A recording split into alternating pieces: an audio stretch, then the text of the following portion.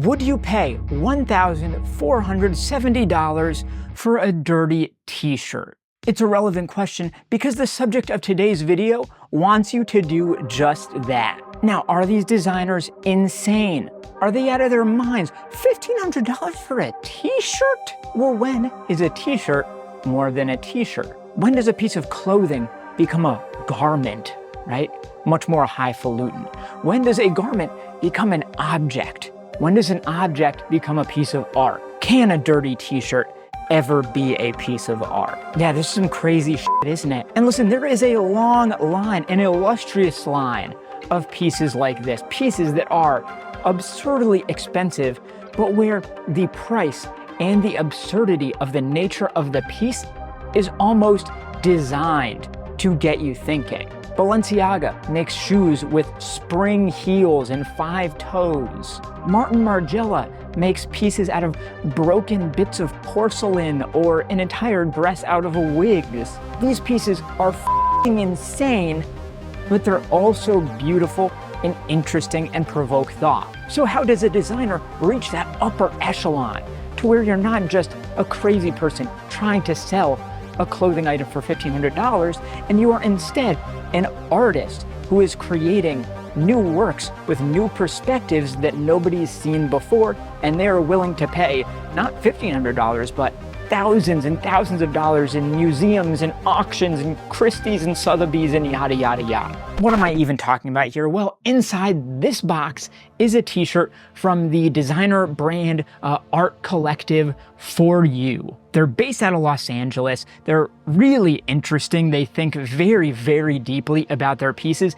and every single one has an incredibly in-depth concept around it, where they're trying to say something with their clothes, which is more than most people can say.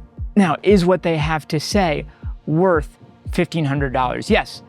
What is inside this box, which I've not even seen yet, is worth $1,470. That is the price they are charging for this piece right here. Honestly, not a crazy price for a work of art, a statue or a painting in a beautiful ornate frame, right? We expect prices like that. But for a t-shirt from a relatively small designer brand, I don't know what to expect.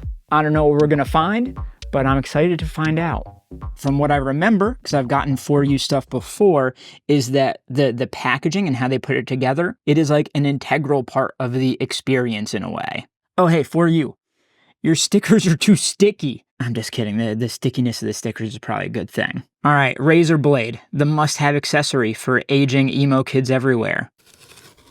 Usually when I make my videos, I have seen, probably tried on the piece before I start filming. This is literally my first time opening this box, and it is literally like an oil spill inside this box. Oh, and it's printed too. Maybe now is where I should say that the name of this piece is crude, which obviously there's the crude literal meaning like something simple, you know, but also crude oil. And I'm curious if that's a piece of it. And I think it's definitely starting to come in here already. Whoa, whoa, whoa, whoa, whoa. Is this the bag? Dude, that's wild. Stuff like this is very important. You have to make it elevated for the buyer. Stuff like this shows a level of care and is like, hey, we recognize we're taking the time here. Okay. There it is. Crude by FOURYOU, the $1,300 shirt. Sorry. $1,300. That was crazy.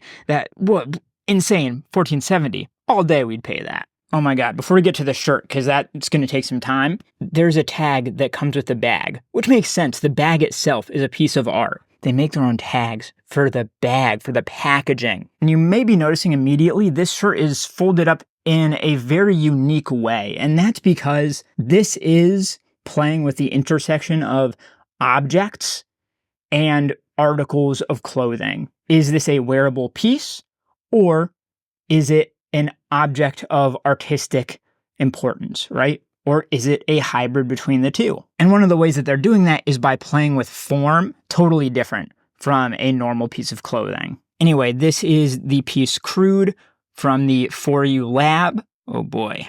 And here you go, right away. It's a wearable object. You know, maybe it sounds pretentious, whatever. These people, they are in the same area with like Sterling Ruby, highly respected, someone who also plays with the medium of clothing. So it is not a crazy thing to do, but it also kind of is. Crafted in Los Angeles. This is done by hand. From what I can tell, they've got an entire crew over there, and they really labor over these pieces. They will gather around in a group and look at the piece from different angles, different configurations. Like, that's what you're paying for there. You're paying for the care and the artistic eye of not one, but multiple people going into this. Underneath is like an article, experimenting with new codes. And you've got something here that very much looks like an oil spill. So I have to assume there's like an element of environmental impact here, maybe how the garment industry impacts the environment as a whole, sustainability, oil prices. OPEC, right, is a conglomerate that basically price fixes oil.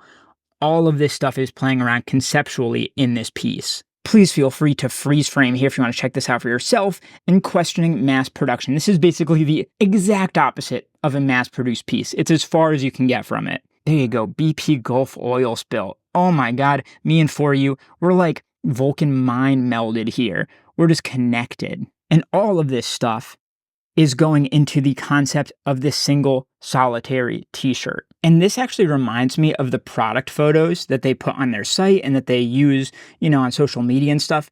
The first time I ever saw this piece, I didn't realize it was a piece of clothing. It looked like a tent or some type of just like utilitarian object in the ways that they were placing it. And the way they folded it here is an example of that. Look at the way the light plays off of that, because you can see it starts right at the hem, exactly in the perfect space, and it's kind of moving with each stitch in these little globules. I don't know if that's a word. All right, I'm just nerding out. We gotta unfold it. Like, I get that they're artists, but this is also like printmaking at its finest as well. All right, I guess I'll unfold this one next. That's gorgeous. It's still not a piece of clothing yet. It is just a piece of art right now. Final couple unfolds. Oh yeah. And this is very reminiscent of that first photo I saw where I thought it was a tent. Very like geometrically aware. And that's like satisfying to the deepest mathematical parts of my brain. All right, the final folds. And now finally, the sleeves. There's the full thing. Crazy, right? Like the way it fades and gathers, and it kind of outlines at different hems and seams and pieces of fabric and panels to somebody who just doesn't think about clothes in the same way that someone like me does. This is a dirty t-shirt that someone's trying to get you to pay almost $1,500 for. And that's what's beautiful about this stuff, is that it's kind of both. Like, it is crazy to pay $1,500 for a quote-unquote dirty t-shirt, but it is also a beautiful piece of work with a lot of intricate, incredible detail that multiple people spend hours and hours getting just right for them. So why wouldn't it be worth that at the same time? And this is in a long tradition of comically overpriced, very much in quotation marks, luxury pieces, right? The Balenciaga chip bag or trash bag is a top example. Really, Demna Gvasalia is like a master of this stuff. But also, like, Margiela was a king at this. But anyway, that's enough conceptual fashion-y industry stuff. I want to hang this up. This is what is so sick about FOURYOU stuff, is that because they're real artist types, they understand how materials and inks play with light and angles and stuff like that. Because most t-shirts are just t-shirts, right? Really, no matter how you look at them. But depending on your angle here, you really get a vastly different character to the shirt. And a lot of that is textural as well. Like, this really has a grit to it, so you can tell it pops out of the shirt.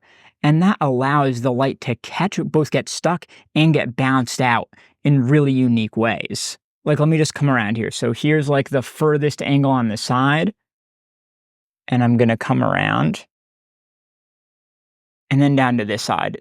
This looks completely different than that. So interesting. And one other thing I really love is the differences at each seam.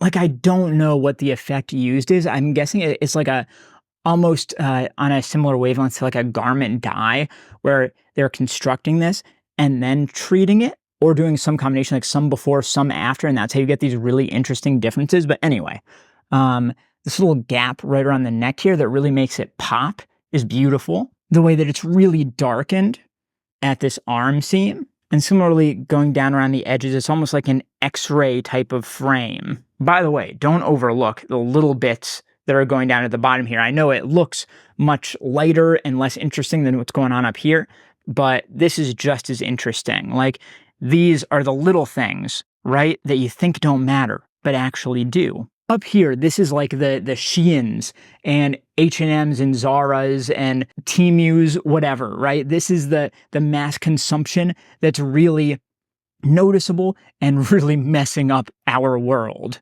Whereas down here is literally everything else. Even the brands you love, once they hit a certain scale, you know, a Saint Laurent, a Balenciaga, a Dior, a Gucci, a lot of them are like burning leftover stock just to keep that exclusivity up. You know what I mean? And that's not cool either. Bruh. The light play is beautiful. Really does look like an oil spill. And all of the corporate luxury behemoths are the sad little birds that are stuck in this right now. By the way, their care tags are absolutely absurd. This top one has like the appearance of being burnt, but it looks like it's actually like very carefully cut out of this like backed canvas fabric. Cotton feels like a very specific weight and feel of the cotton as well. Made in USA. And then you get like some legit provenance here. Batch number? Hey, that's me. That's my name. Like, it does hit you in the reptile brain. Like, I bought a jacket from Dior once, and the lady from Dior still calls me like, hey, Killian, how's it going? And I'm like, wow, I'm special. But really, that's cool. Thank you. Year 2024. And even who hand worked it. I see an X there. I'm guessing that says Xavier. So thank you, Xavier. Impeccable work. And then you even get a little like oil dip down at the bottom here. And now I really want to talk about the places where it gets really crazy, because I think they're my favorite bits. You know, I like some crazy stuff. And that's really around places like this. And then at the back, you get more of it down here at the hem. I think that's what we were seeing very early on. And that's just gorgeous. It's like the very bottom of the barrel, quite literally. You know what I mean? It is at its most gritty and disgusting in a way. And that's what this piece is doing. It's daring you to ask, could this ever be worth $1,470? It's a provocative question. And it's almost like they're like egging it on. Like they take pleasure in it, which I appreciate. Like when you look at it from the back, you see these treatments, it really looks like some heavy pit stains, doesn't it? You know what I mean? And that's very intentional. It's at both armpits. They do these things on purpose. And it's almost like it's meant to be looked at and be like, oh, that t-shirt, the one that the brand wants $1,500 for, and that have the black pit stains. Oh, sure, yeah. The same way that people get up in arms about these crazy attention-grabbing Balenciaga accessories and things like that. For you, tell me your secrets. What did you do to get this? How did you get it looking so perfect? So perfectly imperfect.